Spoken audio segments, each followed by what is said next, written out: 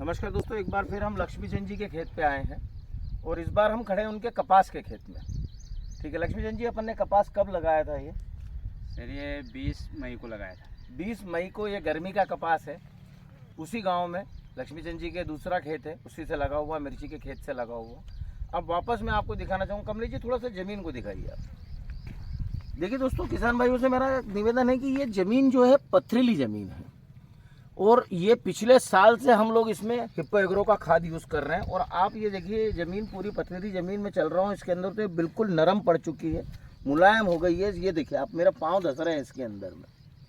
पथरीली ज़मीन में हमारे सुपर ने, जो बायो ऑर्गेनिक सुपर है हमारा, जिसमें कि हम लोग अभी आपको दे रहे हैं, उसके अंदर ये पोजीशन बना दी है इसने कपास की और इस ज़मीन की।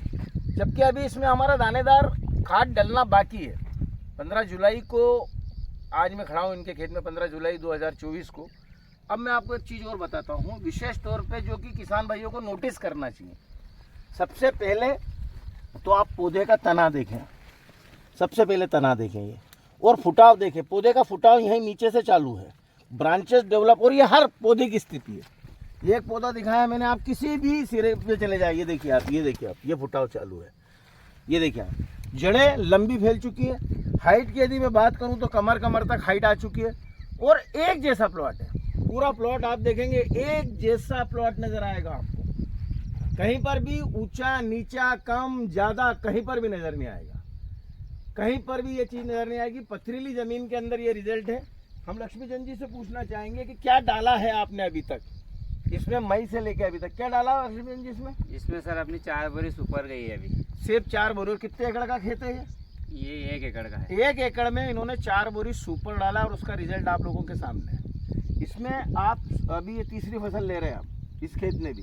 नहीं सर, इसमें सर दूसरी है। इसमें दूसरी फसल ले रहे हैं और खाद अपना इस्तेमाल कर रहे हैं हिप्पो एग्रो का। ये हिप्पो एग्रो का। अजय जी, आप इनको देख रहे हैं शुरुआत से, अभी आप क्या बताना चाहेंगे इसके बारे में? सर यदि मैं इस प्लाट की यदि बात करूं तो लास्ट ईयर हिप्पो एग्रो से यहाँ पर मिर्ची का प्लाट तैयार हुआ था। हाँ। और दोस्तों आपको भी पता है कि लास्ट ईयर पानी की ज़्यादा मार हुई थी, कि पानी लास्ट टाइम पे ज़्यादा गिरा था। तो फिर भी हमने इस प्लाट में मात्र महज हिप्पो कॉर्पोरेशन के सारे प्रोडक्ट की बात करूँ तो महज 40,000 के खर्चे के साथ, 40,000 के खर्चे में 2,35,000 की मिर्ची निकाली थी। और दोस्तों ये पानी यदि नहीं आता या फिर पानी कम आता, उस टाइम पे यदि पानी कम आता तो कम से कम हम यहाँ 3.25 लाख 3,75,000 के लगभग मिर्ची निकालते दोस्तों, क्योंकि भाव भी अच्छा था और मिर्ची का उत्पादन भी अच्छा था। लेकिन पानी ज़्यादा आने के कारण जो मिर्ची सेट हुई थी, जो माल सेट हुआ था, वो गिर के नीचे आ गया था और पानी लगातार 4 से 5 दिन तक गिरने के कारण वो मिर्ची बह के नीचे चले गई थी और मिट्टी में मिल चुकी थी दोस्तों। वरना हम यहाँ से ज़्यादा लागत ले सकते थे। फिर भी हमने 40,000 के खर्च में 2,35,000 का उत्पादन लिया था। धन्यवाद दोस्तों। और दूसरी एक और चीज़ मैं कहना चाहूँगा, आपने कपास भी लगाया था इसमें, क्या स्थिति रही थी कपास की? प्रति एकड़ क्या कुंटल बैठा कपास आपका? सर प्रति एकड़ 10 कुंटल, 10 का एवरेज मिला था। और 10 का एवरेज प्रति कुंटल के हिसाब से कपास इन्होंने लिया था पिछले वर्ष। और इसी गांव में क्या एवरेज बैठा था बाकी किसानों का? कोई का 6 बैठा, कोई का 7 बैठा। देखिए सर, लागत कम और उत्पादन ज़्यादा, ये बार बार मैसेज मैं आप लोगों को देने की कोशिश कर रहा हूँ, बार बार ये संदेश देने की कोशिश कर रहा हूँ।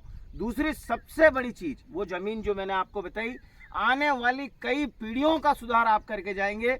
यदि आपकी ज़मीन जो हार्ड हो चुकी है, जो कड़क हो चुकी है, यदि आप हमारे खाद का उपयोग लगातार करते हैं, हिप्पो एग्रो के प्रोडक्ट्स का लगातार आप उपयोग करते हैं, अब तो दाने का तो अब हम उपयोग करेंगे इसमें। बायो ऑर्गेनिक जो हमारा और जो हमारा दानेदार खाद है, उसका उपयोग तो अब किया जाएगा। उसके बाद फिर हम आपको कपास का वीडियो दिखाएंगे कि कपास में क्या बेहतरीन परिवर्तन आया है।